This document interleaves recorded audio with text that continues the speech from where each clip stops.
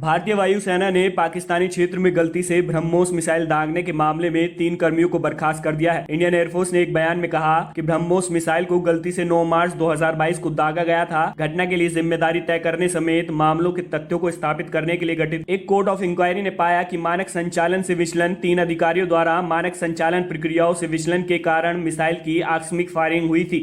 बयान में कहा गया है कि इन 3 अधिकारियों को मुख्य रूप से घटना के लिए जिम्मेदार ठहराया गया है। केंद्र सरकार ने उनकी सेवाओं को तत्काल प्रभाव से समाप्त कर दिया है। 23 अगस्त को अधिकारियों को बर्खास्तगी के आदेश दिए गए हैं। घटना इसी साल 9 मार्च की बताई गई है। ये बताया गया है कि नियमित रखरखाव और निरीक्षण के दौरान एक ब्रह्मोस मिसाइल को गलती से मियां चन्नू शहर के आसपास पाकिस्तान के क्षेत्र में लॉन्च कर दिया गया था। पाकिस्तानी सैन्य अधिकारियों के मुताबिक 10 मार्च को मिसाइल ने पाकिस्तानी हवाई क्षेत्र में 3 मिनट 46 सेकंड तक उड़ान भरी थी। पाकिस्तानी सैन्य अधिकारियों के मुताबिक 10 मार्च को मिसाइल ने पाकिस्तानी हवाई क्षेत्र में 3 मिनट 46 सेकंड तक उड़ान भरी थी।